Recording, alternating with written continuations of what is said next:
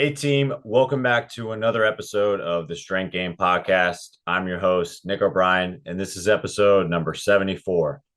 The Strength Game is a weekly podcast dedicated to discussing all things physical culture with the coaches, athletes, iron enthusiasts, and experts deeply embedded in the strength game on both sides of the profession, both as coaches and as competitive athletes. I want to thank everyone who has liked, shared, commented, has rated the show, has provided us feedback on all the podcast platforms and in person, as well as written to us. Your support allows us to continue to bring on expert guests and highlight more individuals in the strength game, just like our guest today. Also, want to thank our sponsors. Samson Equipment has been providing uncompromising quality for over 40 years.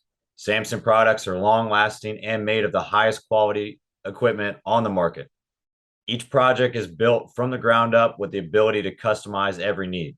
The team at Samson focuses on developing the highest quality relationships with their customers, in addition to providing them unparalleled quality in every piece of equipment bearing the Samson name.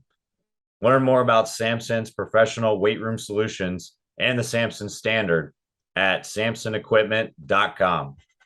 Also want to thank our sponsor, Cerberus Strength. If you're in the market for the highest quality strength and conditioning gear and equipment, be sure to check out cerberusstrength.com and use promo code strength_game to receive an extra 10% off your next order. And in this week's episode, I am joined by Coach Alex Lee. Alex is the Assistant Athletic Director for Athletic Performance at American University. He oversees the strength conditioning department and the training for all 16 varsity sports after returning to American in 2021.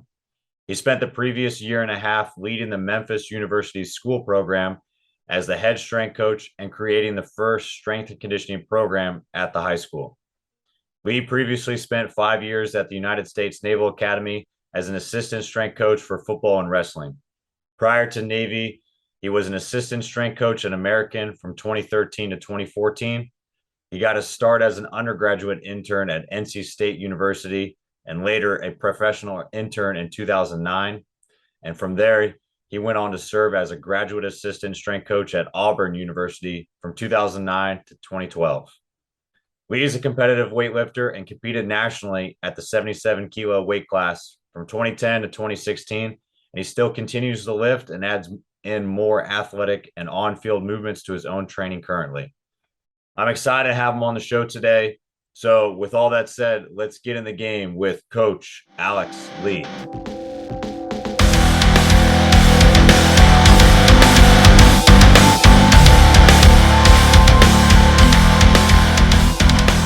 What's going on, everybody? Today I have Coach Alex Lee from American University now on the show. What's going on today, Alex? Not a whole lot. How are you doing? Hey, I'm doing well, man. We got to talking a little bit before.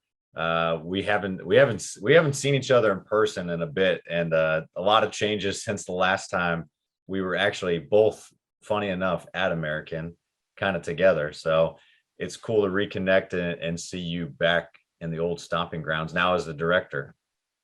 Yeah, absolutely. This comes full circle. It's kind of funny. I know it's kind of funny how this profession works, not only with like just school choices or locations and just colleagues and like friends in general. Like it's a weird profession where you're only a few degrees of separation from everybody. So it's cool to catch up. I really want to dive in for everybody listening, get started with how you really got involved in the profession and like strength sports, ultimately leading to like you being competitive in Olympic weightlifting. Yeah, so actually I got involved into strength sports via strength and conditioning. So when I was in grad school, I've been exposed to Olympic lifts a little bit when I was in undergrad as a student assistant at NC State, but not really competent in them. Never competed, never really did lifts from many positions, just kind of like doing some hang cleans and some hang snatches. But when I went to Auburn, they used them heavily with their athletes. And I worked under Damon Davis, who had competed in weightlifting, and that's kind of what his personal training revolved around. And so just really got into it. And I think it kind of scratched that competitive itch of, not having really competed in a sport since high school outside of like intramural basketball. And so just giving the training a little bit more purpose, being able to experiment on some things with myself, just learning a new sport, learning about myself through that sport, and then again, getting to compete again. So just that's strength and conditioning kind of led me into competing in weightlifting. That's awesome. I know you were pretty competitive in it for quite a bit, and still nowadays. How's your training now compared to maybe not being on the platform quite as often as you were when you first got started?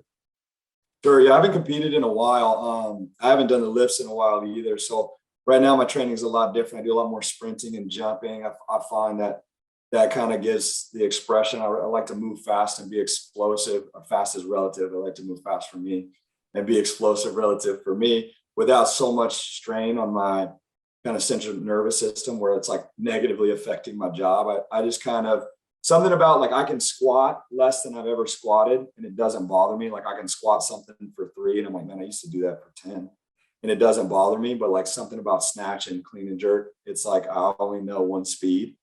And so just as I'm getting a little bit older, I think I hit a point after 30. I see a lot of people training really well after 30.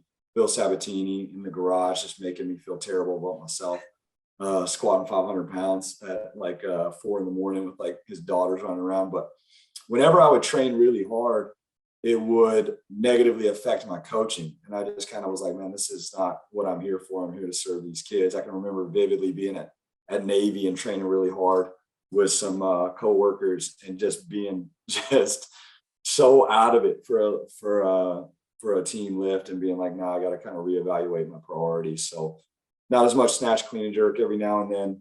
A couple months ago, I was took Andy over to Georgetown to compete with one of their interns and was drinking monsters, fully intended to watch. And we got snatched up to maximum. I think that was the first time I'd snatched in a year. So that's kind of how the training is now. That's awesome. Hey, that's kind of a cool idea. You should, I think between you and Foster, you guys should now start like training your interns and assistants and then like pitting them up against each other and like, yeah, exactly. in little battles to see who's actually the better. Actually, yeah. I kind of cheated though because Sean hired Andy at American and I inherited him. But yeah, true. Yeah, that's a really good point too. Like with obviously, like at the end of the day, we're coaches and we're here to serve the athletes. So you can't really make training your number one priority anymore, especially like you said, if it's starting to interfere with what your primary job is, and that's coaching. And it's definitely a hard balance if you're still trying to be competitive, like in your kind of like when you first start in whatever your strength sport is going to be. And definitely like, I mean, we've had Aloy on the show before too. And I know you guys like kind of cross paths a little bit at at Navy. And it's just a different animal when you've got a 4 or 5 hour chunk in the middle of the day to like just lift and then decompress and then go. But when you're going team after team, hour after hour, you're on your feet for a long time. It's hard to really keep up that same pace and be as competitive as you want to be, but still not be a detriment to what you're doing on the floor as a coach. Yeah, absolutely. For sure. So you talked about it, like when you first initially got started, like kind of strength conditioning for you came first before you actually got involved in strength sports. What kind of piqued your interest? Because you were an undergrad intern at NC State for pretty much your whole time that you were doing undergrad there. What kind of got you involved and wanted to pursue in like college strength conditioning, or was there anything kind of on your mind that you might have veered off or when you first got to college? Yeah, so I started lifting weights in high school, or I guess in middle school, just like messing around with some weights my dad had, and then really just terrible athlete all around, terrible athlete. So the only way to get on a field or a court at the high school level for me was going to be through the weight room. And so just really started lifting weights very consistently, very religiously, and really enjoyed it, and was like, this is what I'm going to do. I'm going to do something like this. Like in my mind at 17, 18 years old, going up to college, I'm going to own my own gym. I'm going to own like a Gold's Gym. And I was already working in a Gold's Gym as like my high school job. And my dad had a connection through East Carolina University that knew actually the director of sports medicine at NC State. And I think my dad was just like, yeah, you don't want to own a gym. Like, that's not what you want to do. But I wasn't going to listen to him. But he was kind of steering me towards something else, maybe physical therapy. So he actually connected me with that guy and got me an interview with Charles Stevenson, who's now does men's hoops at Central Florida, but he was the director of Olympic sports and was doing men's and women's hoops at NC State at the time. They had never had a student intern. And so they just made the mistake of being like, yeah, you can come here and you can lift here and then you can clean up some equipment. Well, the student rec was like packed. So now I'm going in there and there's no one in there in the downtimes. And I've got all the equipment to myself. So it's like, I'm just going to come here, clean the equipment, and then watch some of the teams. And it just really I started just to gravitate to it. So probably junior year, I was like, man, this is a job like you can have. Like you should wear a t-shirt and shorts and teach people how to lift all day. And from then on, I was hooked. And from that opportunity is how I got connected at Auburn as well. And was able to get a grad assistantship. So That's awesome. Yeah, it's kind of funny how just kind of being surrounded or in that environment and then starting to witness like the day-to-day actions in like strength conditioning or in the weight room. That's really kind of what sparks you. Like you realize something clicks in your head. It's like there's more than just that kind of Globo gym atmosphere. And there's more than being like a personal trainer where you have to find clients or you're just doing busy work all the time. You can actually like coach and use the weight room that no one else is in. That's a fun way to kind of put it. Yeah, because you've had a lot of stops along your way. And even like your most recent one was working, like you started the program at Memphis University School, right? yes. So how was that like transition? Because it's you can correct me if I'm wrong. It sounds like it's more of like a charter school or like an upper class, like high school, like private high school. How was that like coming from all your college experience? Like was there a lot of differences, or were you able to take some of that college training atmosphere when you started to implement a new program and start a program from scratch essentially there? Yeah, I mean, a lot of similarities, a lot of differences. So coaching, still coaching. Being at Navy and dealing with some large groups and some tight time constraints was super, super helpful. But it is super different, right? Like your motivations are different at the high school level. You got kids. We were a very small high school, so we got kids playing 3 and 4 sports. We got kids that are like, very good at a sport, but also like really interested in being on the robotics club or in the orchestra. And so now you're, the same way you fight for time at the collegiate level, from practice in school, now you're fighting with like an orchestra teacher to try to like get this kid in to get them lifting. But yeah, starting it wasn't just me. So they had a kind of an idea how they wanted it to go. Essentially, they wanted athletes got exempt from PE classes. So they were going to retake those PE classes back and have them train during the day, train before the lunch period. So you would at least get lunch and 2 periods of rest before you went out and had any practice in the afternoon. But it was definitely difficult to kind of set up a structure that worked when you had kids that are in season and you've been put in a class and now your class is on game day, and you're new to lifting. So maybe you don't want to lift that hard. If you're, in a class twice a week, which is how we were set up, but you're in the off season and you want to get more lifts in, it was difficult to organize that because we were on kind of a rotating schedule. We had a basketball coach. He's still there, very good coach. And he had been an assistant at the collegiate level at multiple different places, Furman, Elon, William and Mary. He wanted his guys to train as a team because he's like, this is part of the culture that I'm trying to build. Then it's like, you got him wanting to train as a team, but they're in these PE classes where they're in there with, I would have a 5-star football athlete, 6'5", 315 pounds, right next to a freshman that weighs 110 pounds with a NASA sweater on it, and so I got like everything together. So it was very mismatched the first year. And then I kind of tried to make it where, okay, freshman year, it's a mandatory class for all students, regardless if you play a sport or not. And then it becomes an elective And so then we have more freedom. And then there's some after school and before school stuff as well. So you have the freedom to kind of slide in and out of the classes. Like if the classes don't make sense because you're out of season and you can lift in the afternoon, well, let's let you go out of the class. If you're lifting 4 times a week in the afternoon, I see that you're doing that. I'll give you the 2 hours a week PE credit, that you've earned. So it was a lot of logistics that you have to figure out. You're working with the academic dean who makes everybody's class schedule, where it's different than in college. A lot of times you've got a whole academic counseling department and the coaches have an idea of when they want to go, and you're kind of fitting them into a degree. You're doing some scheduling, but you're kind of just showing up and coaching. It's a lot more moving parts of, how do you get these kids in, and then just the amount of workload they're doing. Like in the summer, you'd have kids, do a football practice, lift, go to basketball practice, go to lacrosse practice, go play tennis. And then it's like, so you're talking about just being flexible with your training. You have to be extremely flexible. Wow. Yeah, that's definitely a lot of logistics and a lot of work on your part to kind of make all those moving pieces fit within the confines of probably what like those periods or block times look like in a school semester.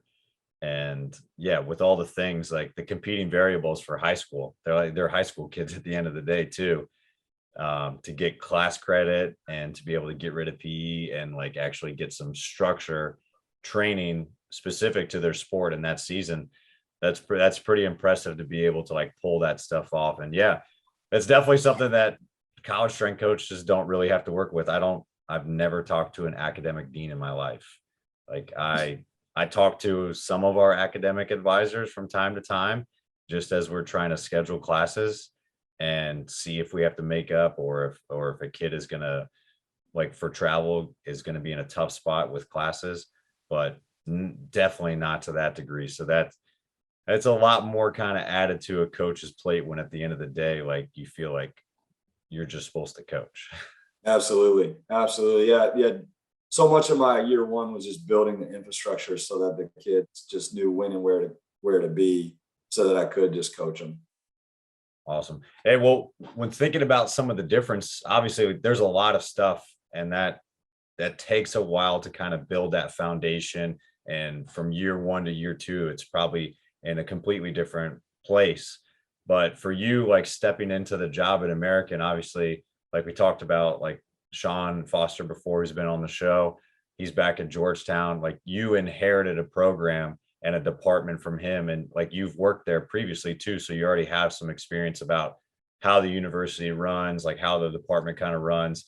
But how do you kind of approach a transition like that, knowing that you and Sean or you and the previous coach that you're stepping into might not have the exact same philosophy. You probably like some things that they did, some like might not like some things or want to change some things.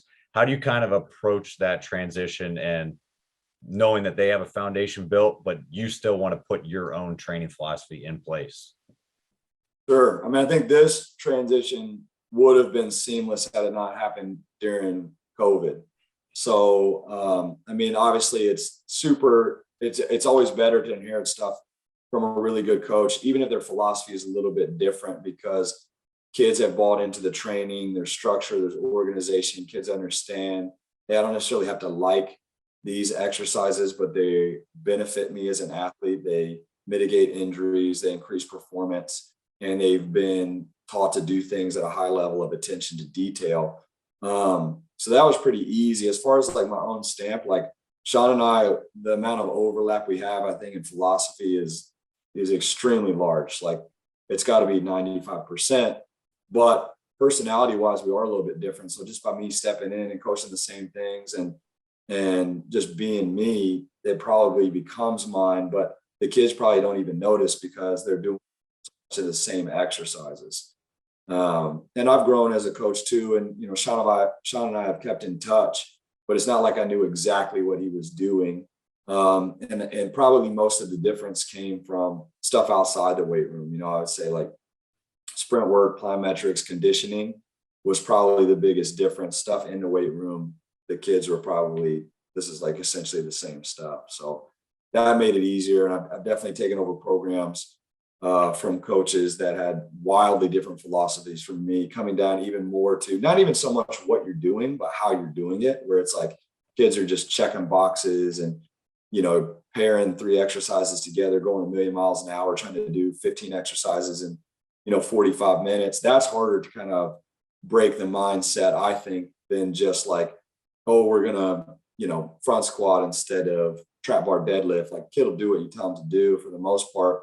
But when you haven't had someone slow down and value every rep, that's probably the biggest thing that's hard to change. And it wasn't that difficult because taking over from Sean, that's what the kids were used to. Right. Yeah, that's a good point. Obviously, like I think both of you two program with not a lot of fluff in there. And to your point, like the intent of what you're doing makes a lot more sense, and the how is a lot more important than the what. So it makes your job a lot easier when you're really just trying to get really good at the basics and not really try to get okay at 1,000 different things, because it's a lot easier to build on those things when you're really good at 10 things versus kind of poor at 100. So definitely makes your Absolutely. job easier, I'm sure. Yeah, before I lived in Annapolis, Maryland, I thought I had had a crab cake before, and then moved to Annapolis, Maryland, one of my coworkers, Brian Fitzpatrick, who's now the director over there, he was like, "No, those aren't crab cakes," and he took me to this place, and it was like literally only lump crab meat, and so I kind of like that's what I always talk to my assistant Andy about. It's like, you see a program, I guess a bad crab cake, it's like too much bread in there, too much filler in there. We just want just the crab meat. That's what you came for. You know what I mean? So that's kind of always been my philosophy. If we can really execute at a high level and do those things really, really well, and we're smart about the movements that we pick, we're going to get a ton of benefits doing those movements. And then obviously, once you can execute them at a high level, it leaves room to start to add in, the next most important thing. Right. Yeah, for sure. Because then you can actually build on those things. If you set a pretty poor foundation, or you're not really emphasizing like that attention to detail on the front end, it's hard to expect it when you start making things more complex, or you're asking them to do something more complicated on the back end, because they don't understand even the simplest things. And I like that. I like the analogy because, yeah, moving to Florida, I thought being back on the East Coast, like some of the seafood would have came back, but being like, my girlfriend is a Maryland crab cake snob, so she for sure appreciates like a good crab cake. Hey, so the obviously like training is going to be different. Obviously, like, I mean, if you read any NSCA book or you read any of the strength conditioning manuals, it talks about periodization and everything all the time. But if you talk to anybody that really has any skin in the game and has coached and has based off experience, a lot of what you're able to do is kind of predicated off your room in the facility. And I know we talked to Sean a little bit about it when he was on, like just the structure of Americans' room is basically like meat and potatoes. Like, this is barbell work. Here's a platform. What can you get done in the weight room with that? How much emphasis do you have to kind of put on your training, being that that's the facility, versus has it had to change a lot from what and how you were programming when you were at Auburn or when you were at Navy, when you had kind of a lot more tools at your disposal? Does it really change at all?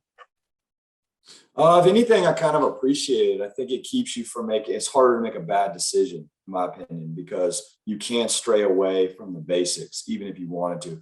For me, the biggest thing I've run into coming back is just the flexibility of moving from almost like qualities of training or emphasis of training, in terms of like, you know, Navy's weight room wasn't that we had all this equipment in there. But we had more space, and then you open doors at the end of it and you're on 2 turf fields right there. So you can go very quickly from a large room to sprint and jump, or, the turf field outside to sprint and jump or condition, right back into the weight room, or vice versa. In the weight room, you have a lot more room to sprint or jump or do things that require more space. Equipment wise, we didn't have anything at Navy that I'm really missing besides space. So that's the biggest thing of, if I'm trying to incorporate some acceleration work or some plyometric work, where can I get the most space close by so it doesn't eat up a lot of time? But for me, I've got barbells, I've got dumbbells. We can do Nordics in there. We got a little bit of an area we can jump. That it's just about being creative. Like, what do you want to do, and how much of a priority is it? If you really want to do something, and you feel like this is super important to our program, this is an absolute need that this team has, you'll find a way to get it in your program. And if it's not, you probably won't be motivated enough too. Like, the room's not important, the room's not going to stop you. If the room's stopping you, it wasn't that important. So to me, do I get frustrated at times with the size of the room? Yeah, but am I like, there's some piece of equipment I really just wish I had? Not particularly. So I think it kind of safeguards me a little bit. Sometimes constraints can be healthy. Yeah, they definitely, I think so too, because then you don't stray away from you keep the most important thing. And if you don't have the opportunity to kind of cover outside the box because you're forced to kind of only work within the space you have, then you can get more creative with it. And like, you don't have like a scarcity mindset at that point, because now you're using every single thing you have. You're using the space to its maximal potential. And then I think it becomes a lot easier when, hey, you have a weight room upgrade, or we're going to bounce out, like we're going to knock out this wall and we're going to add 4 more platforms, or we have an abundance of funding now for you. What do you want to add? And then you're like, oh, well, now I really get to think about what is the next thing, rather than have so many things where they just sit in a closet and they rust and collect dust, and you're bouncing from thing to thing, and you really never accomplish anything in the training cycle because you have too much. Absolutely. You got like the land of forgotten toys laying around, Yeah. strewn about that you're not using anymore. Oh yeah, there's a few of my friends I'm calling out for all that, but I will gladly take it off your hands and add it to my garage. That's right. Hey, so being so heavily involved in weightlifting, like doing Olympic weightlifting for such a long period of time, and obviously kind of your facility is pretty much set up for that to be a main emphasis, or a main training emphasis for you. Is that a big reason what drives you forward to kind of incorporate that with your teams? Or do you think that maybe if you hadn't got so involved with weightlifting, you would maybe change your training focus to like fit a powerlifting mindset, or like a conjugate mindset or something like that? Do you really think like your own personal training kind of directs you towards continuing to use that with your athletes more so?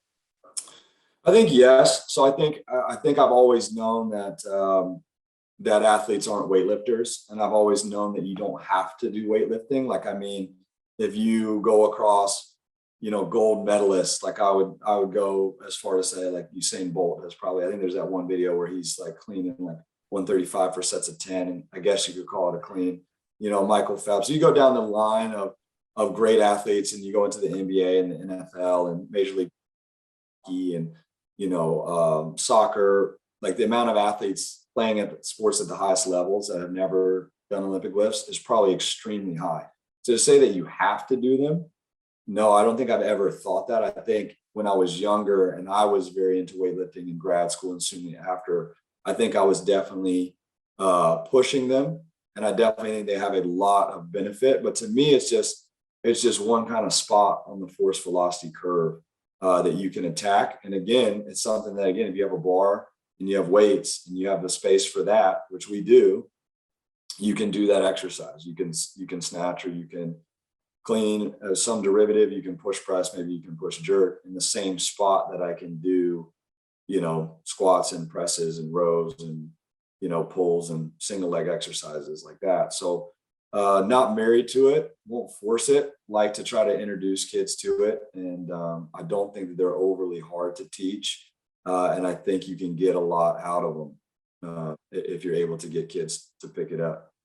Right. Yeah. At that point, you're trying to train a stimulus. It doesn't really matter what the tool is at that point. And like you were saying before, if you really are putting the emphasis on that, and that's a premium in your training program, and you're not putting a lot of fluff on the back end, then you're focused when you coach and when you're on the floor and athletes are like engaged in a training session, you could teach those things because that they understand that that is their purpose when they come in the weight room. This is a tool for them to get better, and the other stuff is secondary, but this is the number one thing. Like, this is the primary thing they're going to work with.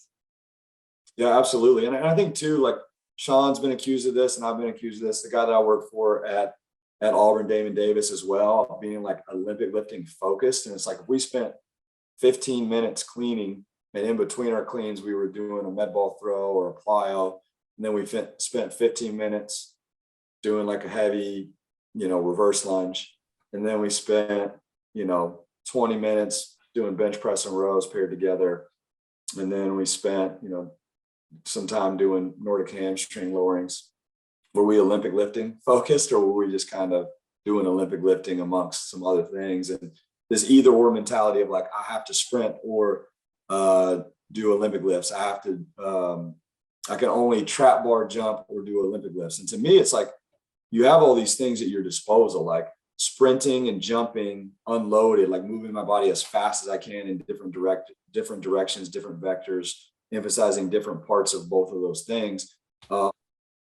Med ball throw, where I push into the ground and I accelerate an object away from me. The object and I are moving together, and then the object continues to go as I no longer go. Weighted jump. I become one with a weighted object, and I have to jump with that object and catch that object. And the object and I are kind of one unit, always going up and always coming down. An Olympic lift, where me and a weighted object are moving together, and then there's a point where the object goes away from me, my body goes the opposite direction, and then I have to receive that load. Is kind of subtly different. I'm training the nervous system and all of those things, but they're subtly different. And I think people get so caught up in the Olympic lifts and like, how heavy can you do them? And it's like, well, what are we doing this for? And then it's like, how fast is the bar moving? But then also, how fast is my body able to move under? And so like, once you start coaching those things, I don't have to put a ton of weight on the bar, get a benefit, but it's still a lot heavier than the med ball throw, but maybe it's lighter than, depending on what I'm focusing on, power or speed strength or strength speed, than the trap bar jump that I'm doing. And it kind of fits in with maybe what I want to do. Also, I think I can unload a lot of other things depending on the sport and the context and the athlete. I can unload a lot of things, and I can keep just the Olympic lift in there. Like, I've had a lot of wrestlers that were very, very good at Navy, very, very good at cleans and snatches. And I can pull squats out, I can pull deadlifts out and do those things off of blocks or off of the ground. And I'm getting some deeper angles or some more sport specific angles. I'm getting a dead stop and explosion. So all of a sudden this thing, like a heavy trap bar lift is good, but a clean is bad. Or a heavy trap bar jump is good, but a clean is bad. And it's like, are they able to execute it at a high level? And can you get them there to doing that relatively quickly? Well, then that's good. If not, don't force it. Like, I've had athletes that just weren't committed to training, and it wasn't just cleans and snatches. It was just kind of training overall.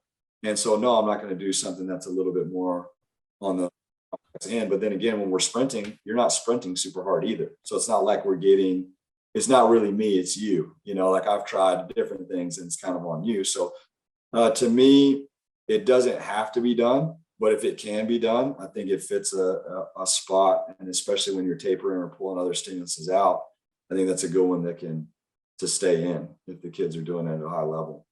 Yeah, I agree. That was a really cool point too, what you were talking about, like basically your body in relation to a lot of these objects and these outside like stimuli, whether it be using the med ball or Olympic lifts or different variations of plyometrics and running. Like that's a great way to kind of like not dumb it down, but put it at its simplest form, what it is. And again, like we said, for weightlifting and whatever side, like whatever party and alliance you are within, if it's weightlifting, it's powerlifting, it's strongman, whatever like group you want to fall into, like as long as you understand at the end of the day, it's a tool and you're just trying to elicit a stimulus for the athlete to get better and perform better at whatever their given sport is, then you're doing the job correctly. And that's why you can do anything you want in this profession, essentially. And that's the kind of cool part about it. So I know you touched on it a little bit too with like, and you were talking about it yourself with some of the plyometric work and the different vector running and everything. How do you do you use a lot of your own current training? Because you said that's what a lot of stuff you were doing now is kind of be more of an athlete and taking a little bit of step away from the Olympic side as much because it's just super CNS driven and kind of tax you.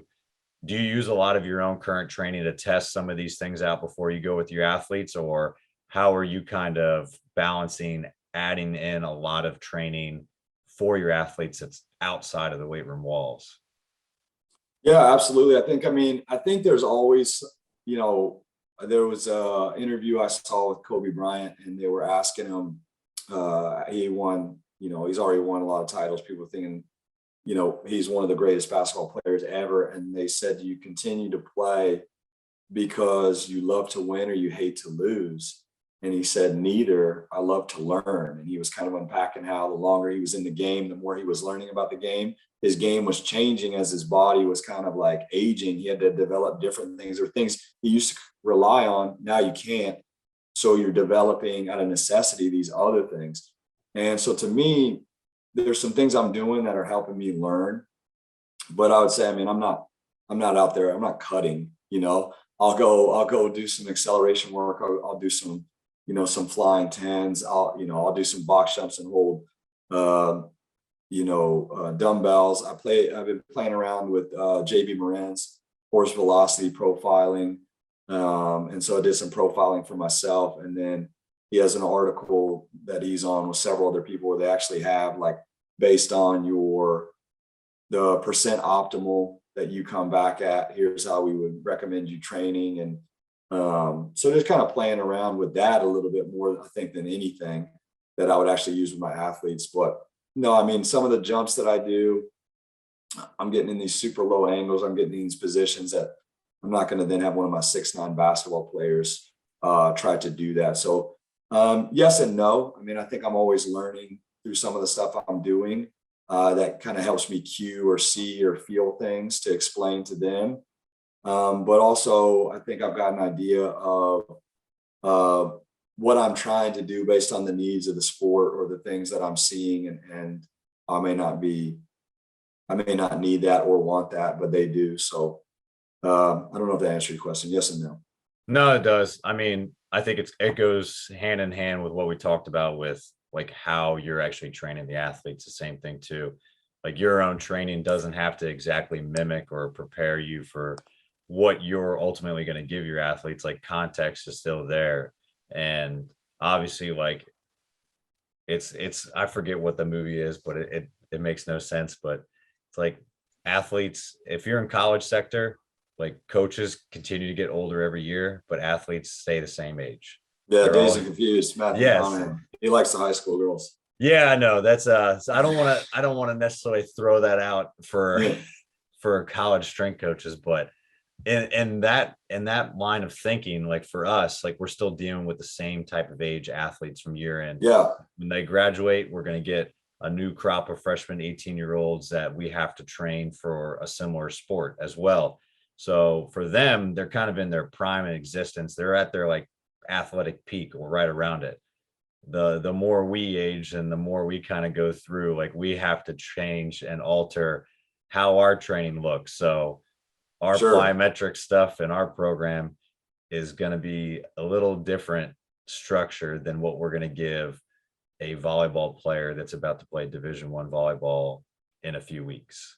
Absolutely. I think you can remember back to, like, you didn't need, I used to make fun of some of the people I worked with at Auburn that were in their early 30s, how long they would take to warm up, when I'm 20, 23, 24, and now I understand, and I call them like, oh, yeah, I know exactly why you're doing that now. So yeah, I think there's things that can be taken, but yeah, absolutely different needs. And I think you make a great point of, as we're growing as a coach, we can't forget that we're still getting that 18-year-old fairly untrained athlete for the most part. Some sports, you may strength and conditioning is still growing. It's growing at the high school level, private sector. Certain sports, still American football, the culture of lifting weights is so ingrained.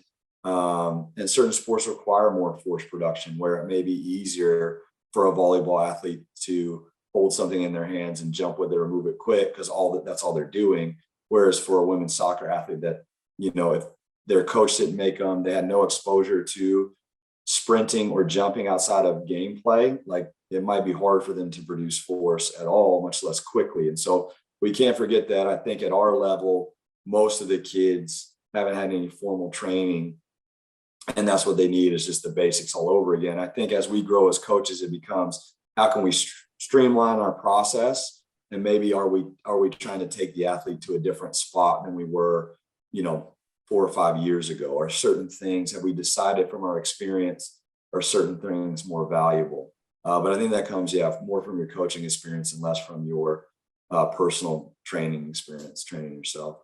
Yeah, definitely. Streamlining and trying to find ways to kind of get to like the proper train, like get to the right training or what you deem as appropriate training more quickly without rushing the process, because we know it is a process, and a lot of the athletes coming in want to see stuff quick. But if you're getting someone that's now a freshman, has never played at the collegiate level, is coming in with athletes that you've trained for 4 years that now have 4+ years of like college training, weight training, strength training under their belt, they're in a whole different pool at this point. And like they have a lot of catching up to do. So if you're able to streamline the process and actually get them up to speed quicker without rushing that definitely helps them understand like what they're stepping into now. And I like what you said too, like, because I think talking about the age stuff more and more, I think like doing new stuff, or maybe not even picking a new strength sport, but like picking up like JB Marin stuff and starting to force profile for yourself and kind of be a novice in different things. I think that helps us relate to these younger athletes when they come in. Because to your point,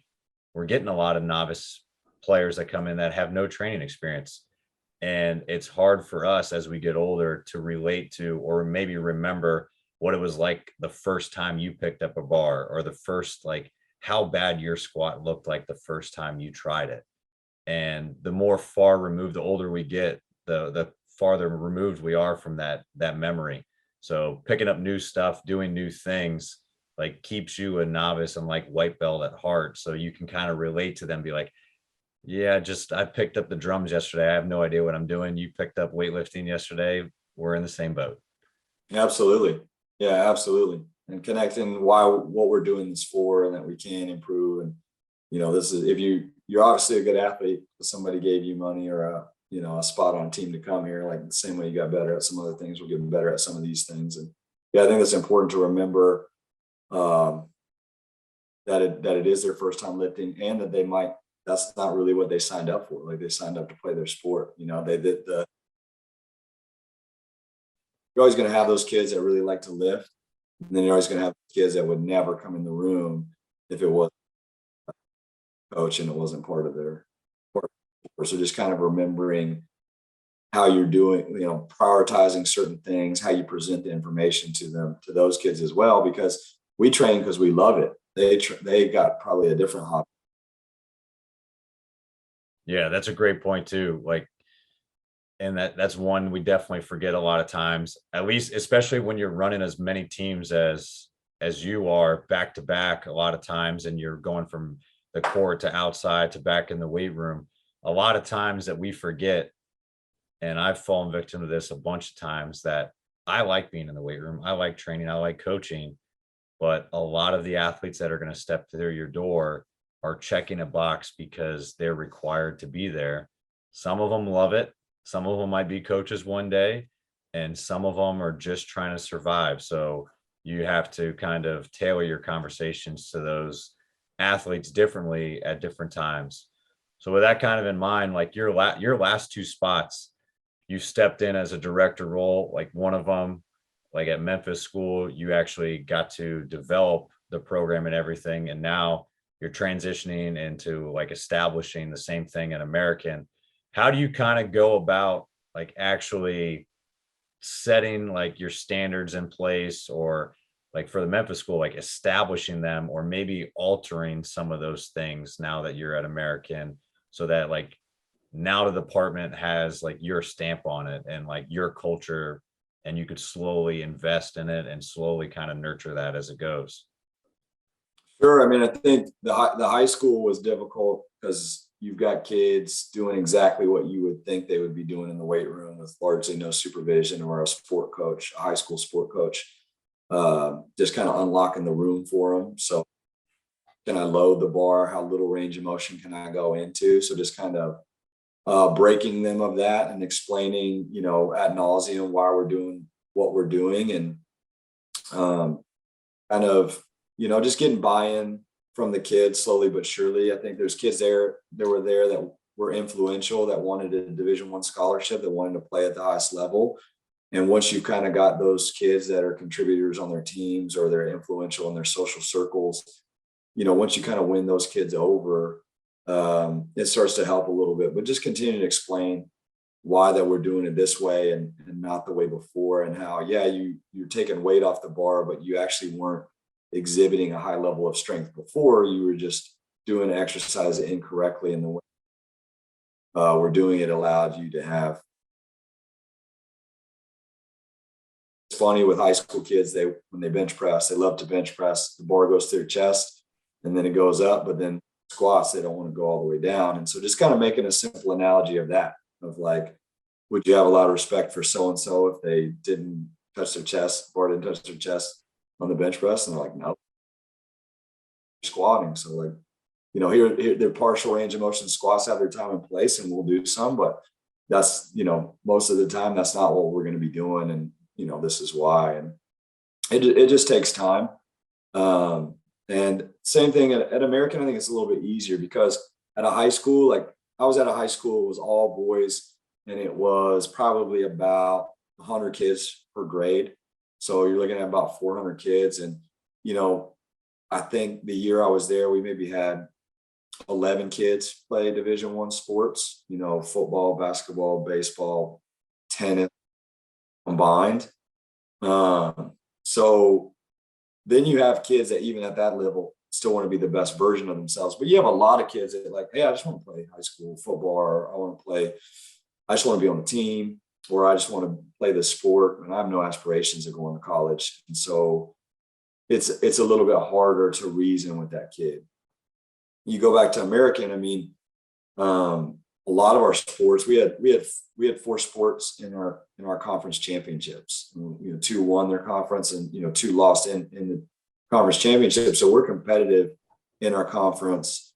So these kids it's a little bit easier. They're a little bit more driven. Do we have kids that want to avoid the weight room? Absolutely. Do we have kids where if it wasn't built into their day and it was completely up to them, they wouldn't come as often? Absolutely. But most Division I athletes are compliant, and they're pretty driven, where if you scheduled it in their day and you made them come and they're in there with their teammates, even by just osmosis, they're going to try a little bit harder and see that people are doing things. So I don't feel like the standard things have ever been hard, as long as you could just continue to demand it relentlessly and continue just to stop it. Like when you're not getting what you want, stop it and go over it again, and just explain, like, we're not going to go to the next thing until I see this done well. Also, are you setting them up, or you put them in a position that they can do it right the first time?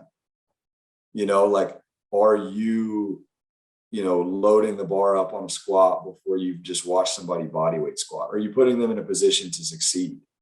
Like I can, female athletes with push-ups, I can put the bar in the rack and keep making it higher and higher. At some point, you're going to be able to do a perfect push-up. You did 1. Can you do 2? If we're doing a set of 3, can you do 1 perfect set? But now you did 1 perfect set. Can you do 2 perfect sets? Can you do till all the sets are perfect on the card? Now can we start to lower it down gradually and just explain that to them, and then give them awareness of what you're looking for? And I think just being relentless in your communication of that, but also building a relationship too, where it's not like I'm just this person that is only happy with you when you do exactly what I want, but connecting with them as a human being first and presenting yourself as someone that is there to serve them. That, like, I always tell my athletes, like, I'm reacting to you. You come in and you do everything exactly how I want it. We got the music going. I'm making terrible jokes, and that's what we're doing. If you continue to show me that you can't handle a certain exercise, we'll do a more remedial one. And when you wonder why does this team get to do this and we don't? I don't think we have the same level of attention to detail that they have. And yeah, maybe I've got to call out every rep for you because I'm reacting to you and you're getting what I'm seeing you need. Like, I want to form an appropriate relationship with you. I want to be someone that I hope that through my experience in the weight room, I learned some things about life. I hope that some of my athletes have that same experience, but my ultimate job is to do everything I can to keep them safe and to increase their performance. So, if you're carrying yourself in a way that I have to take more control, take away some of your autonomy, then I will do that to ensure that we're doing everything safely and effectively, because that's kind of a priority. But yeah, I think most kids, they want to do things the right way. I think there's something in Division I athletes for the most part. I mean, obviously we've all worked with that kid that I don't think they even stopped to think, why do they do this? They were good enough to get there. Now this is my social connection. This is what my parents expect of me. Because I'm good at this, I need to do it, even though I don't like it and I'd rather be over here. But they haven't processed that because they're 18 years old. So you have those kids like, why are you here? They've never thought about that. But most of the kids, I think they want to do things the right way. They're competitive. They want to execute at a high level. And I think when you demand that from them, they appreciate it. Yeah, those are all great points. I forget who I heard it from the other day. Like you said, most kids want to do stuff the right way. I forget who I heard it from the other day. They said it's like no one is purposely going out to squat bad. Like Right. they are trying their best. Our job is to coach them and meet them where they're at. And Exactly. if that is what they're doing in that moment, they're not purposely trying to get buried and like turn their head to the side and shoot their hips up and like throw the bench off to the right side. Exactly. They don't know any better at that point. And your job is to coach them up. And no, those are all great points, like kind of setting the foundation for what you want to see and making sure that stuff is carried out in the exact manner. And really, you're setting up the athletes to be successful because you're communicating with them, you're building rapport, you're meeting them where they're at, you're being reactive off them. Like, I know, like everybody says, like coaches are chameleons because you have to wear so many hats, you have to do so many different things. Like, we're basically doing sports psychology while getting them stronger and dealing with all these problems in a chaotic 1 hour session when music is going and we have 40 people that are there for different reasons that have different training ages. It's a melting pot of a team all trying to do something that they may or may not be actually good at or may or may not actually really care about at the end of the day. Yeah, absolutely. I think so much of it is just communicating why. And even like not even why, like technically, like here's why we're squatting or here's why I want you to squat this way. But like what you just mentioned, like having 40 athletes in a room by yourself, maybe not a lot of time, maybe not a lot of other people helping you. Okay, I'm new, I'm inheriting this team. We're gonna do things. There's not gonna be any music today. We're gonna do everything on me. I'm going to call out every set. I'm going to call out every rep. Here's why we're doing this. This probably will not be the most fun day you've ever had in the weight room. The more quickly you show me that you are proficient with this remedial example, the more quickly we'll turn the music back on. I'll hand you the card. I'll go, oh, you've shown me you know how to do this over and over again, not just once, that you have proficiency and you have an understanding of what I want. Now I can loosen up a little bit. But yeah, again, it's on us as coaches. Like, you can't put everything on the athletes. They have to bring something too, but it's on us. For me, it's like, especially when you're teaching freshmen, can I make it any easier for you to succeed? Like, to me, I'm always amazed some of this stuff, like the 1x20 program. Do I think that's a bad program? Not at all. but it's like, I've just given you 20 reps where we can't talk about them in between. Like you just start going and I can't give you any feedback whatsoever. And then you're not going to do another set of that exercise. You don't have another opportunity in the moment to, like, I've given you some kind of cue and I've explained something to you. You don't have the chance to go, okay, Alex told me to do this. Let me try it right away. So to me, it's like, you think about like volume, load, speed, movement complexity. How can I make those the easiest way? Well, it's like, okay, it needs to be low volume. Like, a lot of people are starting with high volume, even with beginners, but like, if you have a small training age, you're going to get blown up off of less volume than someone that's trained for years. So why am I starting with higher volume? Like, I need to build into that the same way I'll build into load. So starting with less reps, starting with less load, starting with a tempo so you can't move as fast, and then do three. I'm a big fan of doing like sets of three, and then we talk about it, and then we can do it again. So now you get to me to maybe visually show you what I'm seeing or not, have a discussion, not while you're doing it. I may cue you while you're doing it, but have a little bit longer discussion. And then you get the chance to try again. Oh, I feel what you're saying. Oh, I see what you're saying. Oh yeah, that feels better. That feels different. So just putting them in a place where they can have success right away.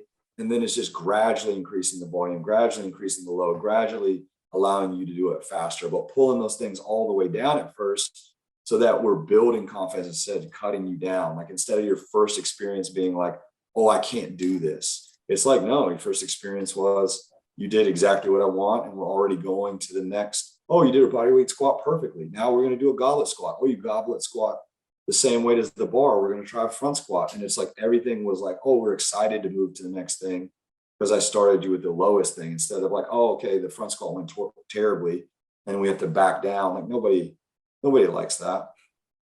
No, that's a perfect point. And I would tell I try to tell my athletes that, and it gets frustrating when, like, maybe you get a transfer that comes in after a year, you get someone else that comes in and they have prior experience, but at the end of the day, my job is to make sure that you're safe. I'm putting you in the position to be most successful. So if I'm one person for 30 athletes and I have no help, I'm going to put all those rookies into the simplest form of movement so I can assess you and you'll just progress quickly. That's way better than, like, all right, well, you say you've trained. I've seen you kind of do it in the warm up. You're fine. Let's just immediately put you on this complex movement. And then, oh, now I have to chop you down by regressing it again until we find that perfect formula. How about we just take 2 weeks to, like, okay, you're doing really good. All right, next time let's do this. All right. And then continue, like you said, build some confidence and just gradually increase. It's such a better model than to kind of discourage the athlete, because maybe they think they're doing it right and they have done the exercise before, but they look like an accordion when they squat and everything's folding in and like they're making noise and closing their eyes. You think you can do it, but maybe it's not to our standard. And so rather than chop you down, like, let's build a good base and start from the beginning and build some confidence. Absolutely. And it's like, we've all been in that same situation. It can be frustrating for the kid, and it can be, challenging for us if we've got a freshman, a transfer, and then our returners. But, when you're doing the basics, it's like you never graduate from that. You see NFL quarterbacks going through their steps without a football in their hand or anyone to throw to. You see, like, does anyone graduate from shooting free throws? Does anyone, like, I mean, it's at the highest level, you see athletes doing the basics almost like more and with more intent and with more precision, and almost playing around with, the most nuanced things. Like, I remember not this past year when they did the golf match, but the year before, and Aaron Rodgers and Tom Brady are just talking, and Aaron Rodgers is asking why Tom Brady switched his shotgun stance from being his feet square to his feet staggered, or vice versa. I can't remember, like, that nuanced of things. But it's just the basics, but you're putting more attention into, like, where is my foot pressure? Like, where is my tension? Like, how's my tempo? Like, when can I really start to accelerate the bar? And so you're really not taking a step back. You're doing the same things that are going to help you succeed. Like, you do those same things in practice every day. Yeah, you're building upon those basics more and more, and you're kind of slowly adding like a cherry on top to what was already like a good Sunday. You did a lot of work on the front end to develop those things, and you basically did it like you're not doing it to the point where you can't just do it right. You're doing it to the point where you can't get it wrong. And you're actually making sure that you can now fine tune those things that are already ingrained and not perfect them, but like you said, like get a little bit more precise with those actions and the intent with how you're carrying it out. And no, that's a good point. And like you were saying too, like when you're reacting off your athlete and whatever their program is going to be, and you're giving them what is kind of earned at that point. That's what I like to tell my athletes. Like the program you get is the one that you've earned. And if it's a team that's not compliant, that's not listening, that doesn't want to do things, and I have to call out tempos all the time, like that's what it's going to be. And then I've seen athletes complain about, oh, well, this team gets to do this. It was like, they have earned the right to do this. Like I trust that they're doing stuff when I turn away and I have to focus on a freshman, that they understand the implications of what they're doing. They understand this movement. They understand the complexity of it. Therefore, they have earned the right to do this program. It's not about like whether you like one more or the other, or one is better at something. It really does come down to a lot of the stuff we talked about. It's like those standards and characteristics of how they're going to execute that movement, how they're executing that program. That's what constitute them actually getting a more complex or cooler program, or whatever you want to call it. Absolutely. Hey, so for like looking back, is there anything that you would say would be helpful to like a first time head coach, or any advice you might give them when, as they're kind of trying to take over a program and really instill some of these lessons? Like where would you have liked to start off, maybe day one when you first take over a program? Because like we talked about, for all this, it is a long process. But what do you feel is like maybe some of the priority things that maybe you weren't inherently ready for, that a first time head coach would benefit from using or knowing?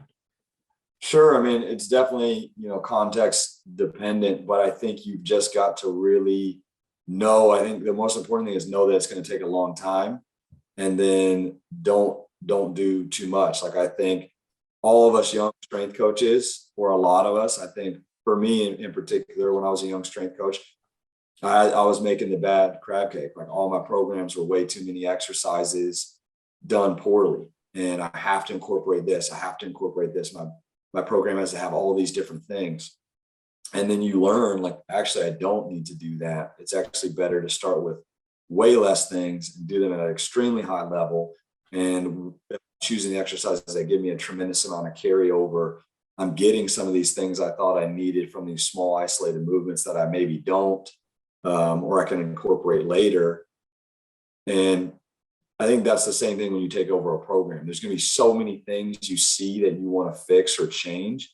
What's the one most important thing? And does one have a carryover effect? Going back to like weightlifting, a lot of times I'll go almost, if I'm cueing an athlete, especially if they're a weightlifter, so going away from college athletics to somebody that is a full-time weightlifter, a lot of times I start looking at things in a sequence. So like, what was the first mistake you made? Because the mistake you made after that could have been due just chronologically to what happened first. And so by not cueing you on two things, but cueing you on the mistake you first made, the other one may get cleaned up. And so when you're sitting back looking at some of the problems you have, is there any problem you can fix that would take care of another problem or somewhat alleviate another problem? And just not trying to fix everything you have right away, but being a little bit slower intentionally and a little bit more methodical in the things that you're trying to change. And what things kind of free you up the most? Like what things take the most stress off of you, to allow you to continue to go and continue to fight day by day. If you're changing things that aren't putting wind in your sails, and you can't make it to continue changing the things on your list, like that's not helpful. So you got to kind of look at what things do I absolutely need to change because I can't endure this, for the same length of time. So yeah, I think typically just the two experiences I've had coming in, wanting to do too much too soon, and just slowing down a little bit more, being a little bit more methodical.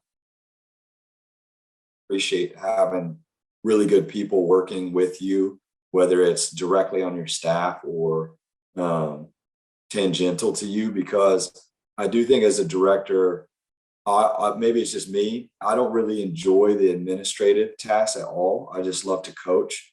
So to me, I get decision fatigue where I'm worried about all these other things and can I delegate them or can I not? But when I'm worried about all these other things and my assistant is just like I used to be, like, why is this so hard? Because that's the only thing they see is the training. They're not worried about the emails and some of the ordering and the conversation they have to have with this coach about this, scheduling issue or this other thing. They're just worried, thinking about the training, that I really lean on them, like ask them to cut through because it's not that the decision is hard, but it's just my capacity is pulled in so many different directions that I'm making it a little bit hard. They have a clear picture at it. So just trusting the people you work with, that they've got a good look at it too, and they want the best for you and the department and the program. Yeah, I like that. Not decision fatigue. I haven't heard that term like that before, but it makes perfect sense too. Just the amount of times that even if it's a simple yes or no answer, it's still something that takes up a little bit of bandwidth in your head. And when when we talk, like I've heard coaches talk about it, I've heard mostly admin talk about it. It's like, well, like you should, if any athlete comes into your office, like you should have a conversation with them. I was like, yes, like in a perfect world, I do understand that, but I do have a job as well. And if you lined up more than my 100 athletes to come through the door and ask me a simple yes or no question, like is this pen red? I still have to answer that question yes 100 times, and that's 100 touch points. That as simple of an answer or a question that is, that still takes a lot out of you. So to be able to like kind of delegate those things or ask of the staff around you and prioritize some of the things that you have to do, that's a big thing once you get into a director role and you're overseeing more things and you have more on your plate, that you have to kind of push some stuff aside as well. Yeah, absolutely. I mean, I think it's making long-term things. Like right now, it's tough to delegate. To me, it's like I want to make my assistant's job, I want to make the people that work for me's job easier. And so if they have already a harder job, I'm not, delegating stuff because it's like you already have maybe a tougher job in some aspects with volume of athletes or, time of day that your athletes train. I'm not going to give you a bunch of this other stuff too.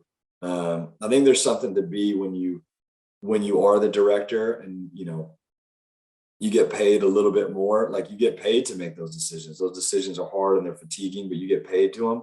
So what are things that I can delegate to free me up? Or what are the things that I get paid more to make that decision? And I shouldn't be putting that off on somebody else either. And that's a burden to them. And I need to kind of be the leader and do that. So yeah, it's tough. I think some of it is just like anything else. Like I think we've all done that thing where we've really remembered, oh, I kind of like run into a situation I've been in before. I'm going to look up this Auburn volleyball program. I remember being super good in 2010, and you look at it and that's not a good program at all. And this is a really bad program. And then I think it's the same thing. Like, at the time you were doing hopefully the best that you could, and you were trying to learn and grow, and you were giving it all you had. I think it's the same thing being in a leadership director role of not being insecure to ask questions of the people around you or people you worked with before. But you're going to make some mistakes. So I think knowing that you're going to mess up and then, learn from them, apologize if need be, and, try not to make the same mistake twice. Yeah, no doubt. Yeah, a lot of those different things, like especially in an administrative role and a title change and stuff like that. those responsibilities are added into the equation, and they're different problems from what an assistant coach or a GA or an intern has. And I mean, everybody, regardless of where you kind of fall in the totem pole or the hierarchy of coaching, you have relative problems, and they seem, to other people, they seem like more or less, but everybody has like the same complaints. It's just kind of where your vantage point is at that point. Um, I like what you said too about, like, especially working with some of those Olympic coach or those Olympic athletes, that you have to be very critical when trying to do three movements, like a snatch, a clean, a jerk. Being as you have such experience as a weightlifter yourself, and you can look at those movements with a critical eye, like understanding that your athletes are athletes, like they're not trying to get better at these three things necessarily. They're a tool to get better for their sport. How much do you kind of weigh, like, maybe not critiquing a certain like sort of tweak that might just like send a clean crashing down? And like, how much do you kind of let some of like those small things get away in a movement that maybe it's not worth a conversation or feedback to an athlete to like actually change that movement? If that makes sense. Sure. Well, if you're competing in the sport of weightlifting, at some point the bar's got to start on the ground and it's got to end up over your head. And you have to have control of that. So that makes it different in a way of, if you're having a bad day, I mean, I guess you can. If you're having a bad day, you can't, in a meet, outside of a meet, if you're having a bad day, you can't just go to position one and go back to that. Like you could, unless you're at a meet, and then you can't pick it up and go from one. So you can simplify it. So like for my athletes, again, can I make it more simple? In the sport of weightlifting, depending on how serious you're taking it, you're trying to lift the most you possibly can in those two lifts at your weight class. You know, with an athlete, I can always adjust the load on the bar. And it's more to me about seeing you move the bar quickly. You know, I can see when you're pulling with your arms, or you're got a lot of tension in your arms and the bar slowing down, or it's too heavy and slowing down. I want to see a distinct acceleration of the bar. I wanted to see a distinct catch of the bar where you and the bar were moving separate directions at the same time. And it looks fast in part because you move the bar fast, but it looks fast in part because you move your body fast enough and low enough to catch it. And so if that happens at a lighter load based on the level of fatigue or technique that we have today, then do that. If the bar didn't touch your thigh at exactly the right point that it would be for a weightlifter, that's okay if we're doing those other things well. If we're not getting those other things, bar's starting to move slow, you're leaning back instead of pushing and snapping down, you're gripping it with your fists and that's making it go slow, then we've got to make an adjustment. Because again, we mentioned before at the beginning of the podcast that we're training an adaptation. We're using that exercise as a stimulus for an adaptation. We're not getting that adaptation. So let's, change a position, change a load, change an exercise that's going to give us that adaptation that we're changing. If you've committed to be a weightlifter, you've signed up for a little bit more tedious monotony. And so, yeah, I think you got to keep training fun. Weightlifting is a really hard sport because it's looking in the mirror. You can't pass the ball. I mean, I think you've had, maybe if you play team sports, you've had that day like, man, my jump shot is not going in, but I can still play good defense. I can still pass. I can still dive on a loose ball. If that bar is not moving, that's the sport, and it's no one else's fault. They didn't play. They didn't have a different kind of defense you weren't ready for. You can't blame it on the rim. Like, it's that weight just wanted to sit on the ground and you wanted to pick it up and it went wrong somewhere in between there, and it's on you. So I think you've kind of you have to kind of sign up for a different mindset. Whereas the athlete, it's again, what helps us chase that stimulus and reacting to them so that we're getting that stimulus. But again, athletes are competitive. So sometimes they want to load that bar up and it starts to slow down. And so just reminding them that we want it to feel fast. We want it to look fast. The bar should be moving fast up. Your body should be moving fast under. Yeah, that's a great point. Yeah, that is all a delicate balance with athletes when they start getting competitive and it starts to click, and you have to kind of you have to weigh whether it's actually worth pushing it or kind of throttling back on it. And it's a delicate balance to try to figure out what it is and what's kind of appropriate for that athlete and the time of the year. But no, that's for competitive Olympic weightlifting. That's an interesting way to put it. Like versus like basketball, like you could be having a bad day in one aspect of, but for team sports, there's so many different components that make up what an athlete does on the court or the field or the ice, and you can't bomb out on a snatch and still win. That's right. It's not going to happen. If you're having a bad day, it's a bad day just across the board. Yeah. Different. Yeah. So I think, trying to keep your athletes from feeling that way about any exercise. What can you adjust? Reacting to them behaviorally, like we were talking about earlier, but we're reacting to them from that standpoint as well. Because these kids, they're not, if you decide you want to be a weightlifter, you've decided I want to do these same two exercises a lot. And so you made that choice. You signed up for that. These kids did not. And then that's just one thing in their day. That's not film for my sport. That's not being with my athletic trainer doing rehab or whatever they might make me do for my sport. That's not my actual practice time. And then that's just stuff for my sport. That's not my schoolwork. That's not, any group projects. That's not me wanting to just be a normal human and maybe have another hobby or just hang out with some friends and relax and get sleep. All these things we're talking to them about. Oh, you got to get 8 hours of sleep, and then we're loading, their time full of stuff, keeping them from getting 8 hours of sleep. So it's like keeping them from having a bad day by adjusting to them. And sometimes that may be like, hey, don't worry, let's just go from position one and let's go back to where it's moving good and let's just keep it there today. And we still had a good day. We still move the bar fast. We still move our body fast under. We got the benefit of this exercise. Going back to Kobe Bryant, I think like I wasn't alive when some of the other, Will Chamberlain and some of the other people, but I remember that game where he scored 82 points, but he did that one time. So it's like, you have these extreme highs and lows in athletics, and they're familiar with that. They're familiar with, different athletes in different sports or themselves or on their team having these once in a lifetime performances good and having these atrocious performances bad. But how much can we move our floor up? How good is it our median, what we can consistently do? And so I think just telling them, like, making a bad day into a good day. So the last thing they remember is, oh, I got back to where I was moving the bar fast, and reassuring them that it was just today. And it doesn't mean we won't come.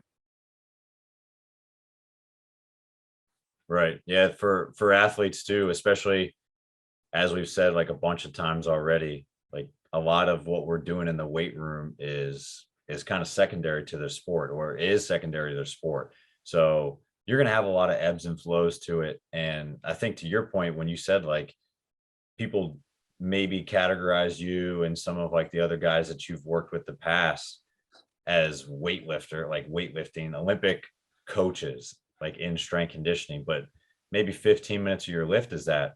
So if an athlete's having a bad time with a lift and the goal is to keep them safe, which you're already doing, like that's kind of a given, but you're trying to build some confidence and progress them in a way, and they're just nothing's clicking for cleans or snatch or whatever the derivative that day is it really worth trying to hammer that point home when you know that they have to do film, they have to go to practice, they have to do schoolwork and everything on something that is just a tool? Or can you, like you said, lighten the load, put them in a different position, regress the movement, do something different so that maybe that low doesn't get too low? And you know what?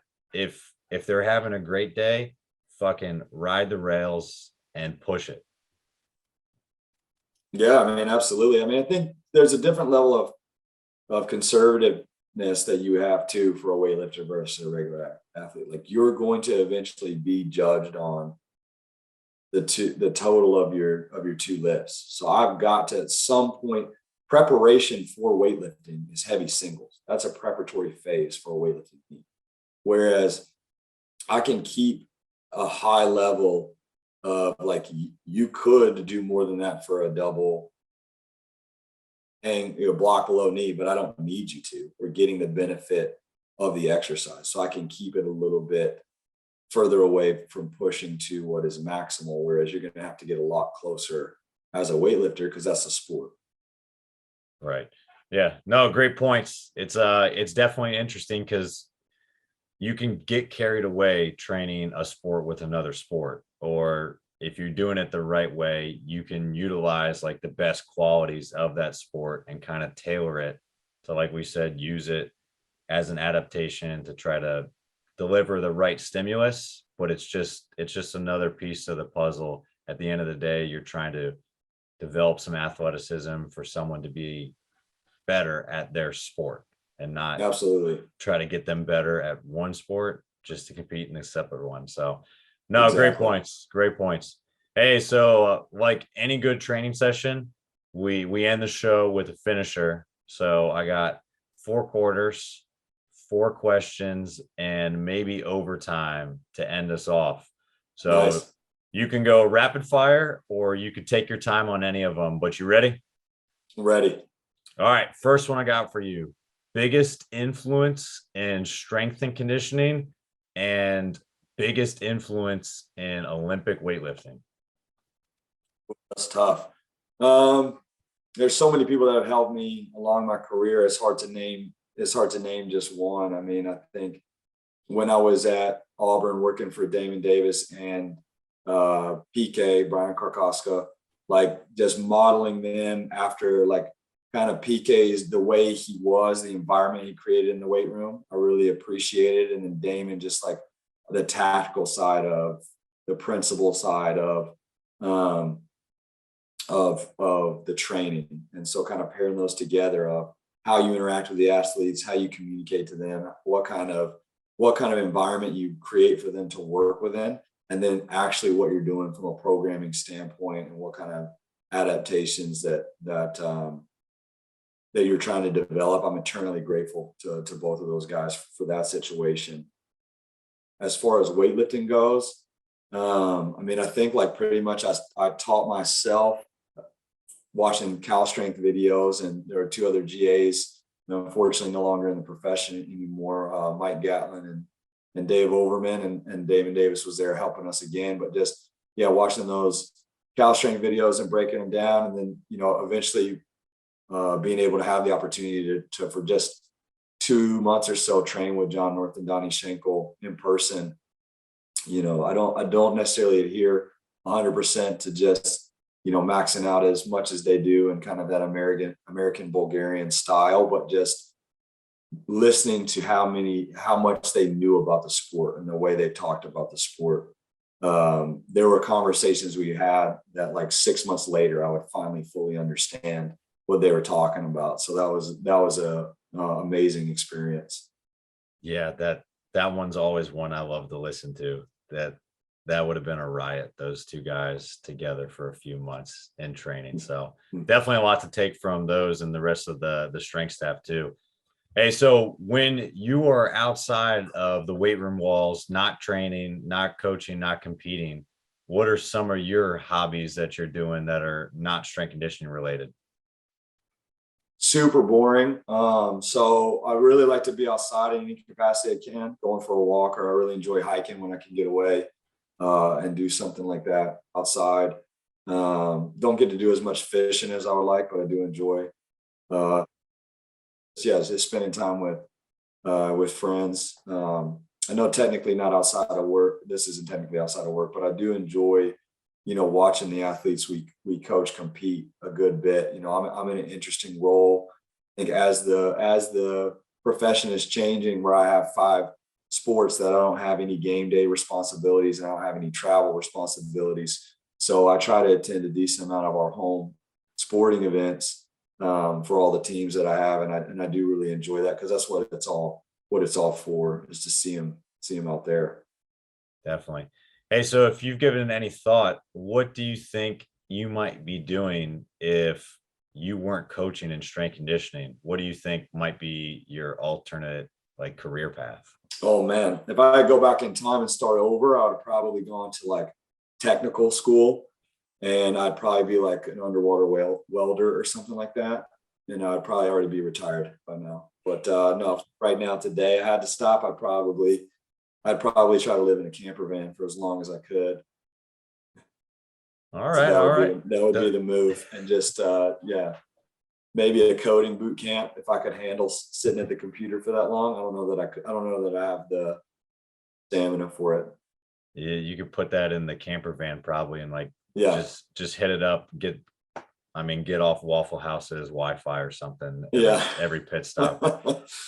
Hey, so setting up, it might be a little bit different now, and you can go back in the day when you were heavy competing, but if you're setting up an ideal training day for yourself, what is playing on the radio? Like, what's your training music, and what is your best post-training meal look like?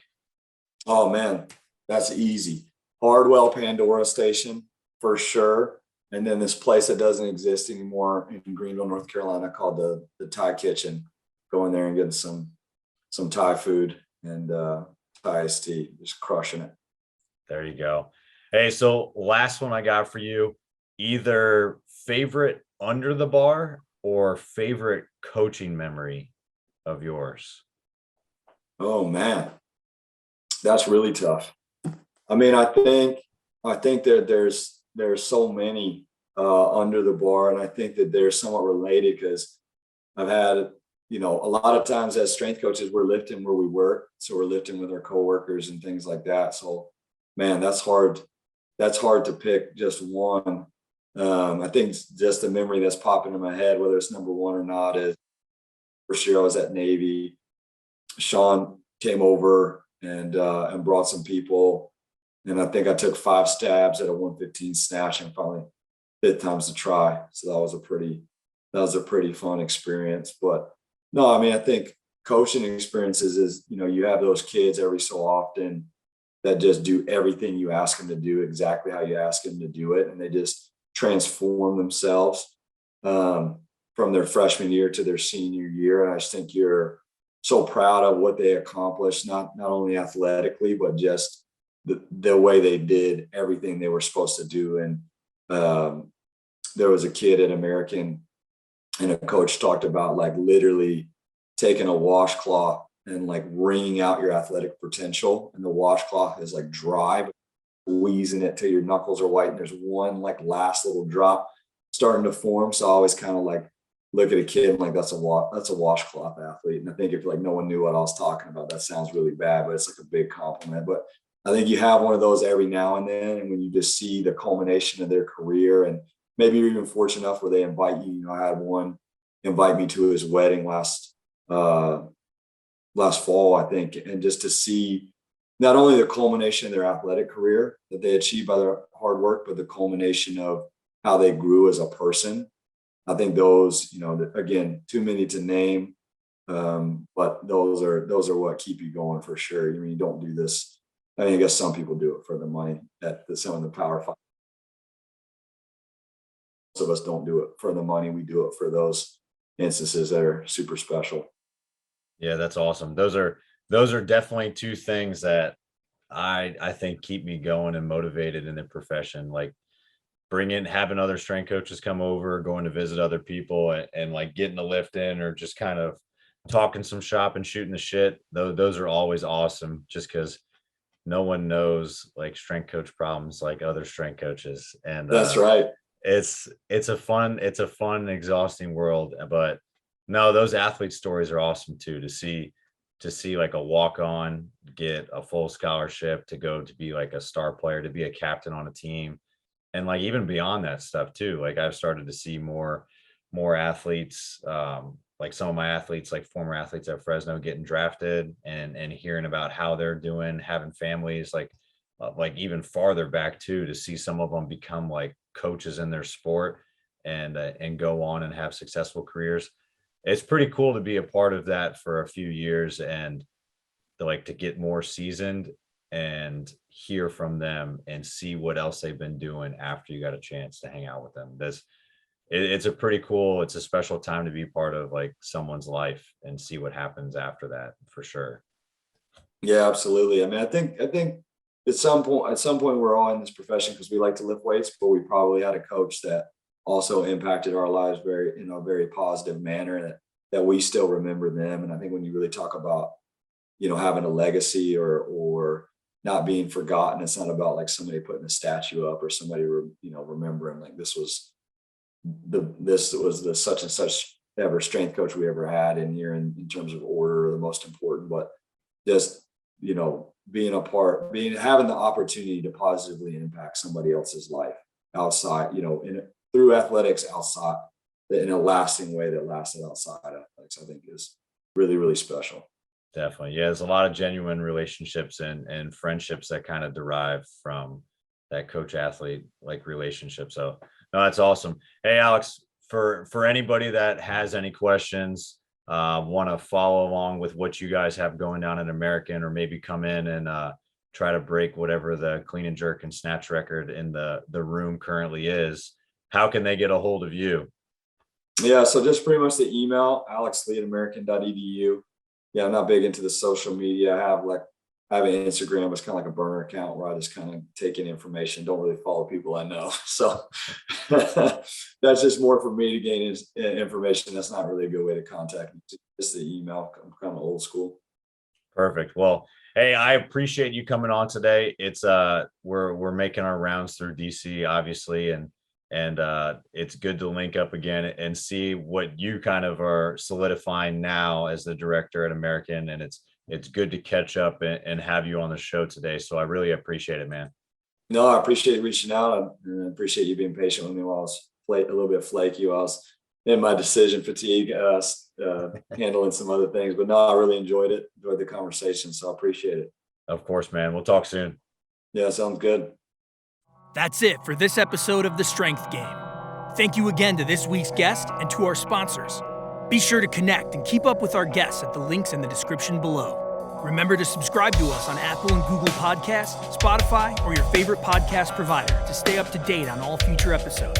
Also, check us out on YouTube and CoachO'Brien.com, where you can find all the video versions of these episodes, as well as show notes, episode schedule, and much more. Comments, ratings, and reviews are always welcome and appreciated. Thanks again for tuning in, and be sure to join us next week for another great episode of The Strength Game.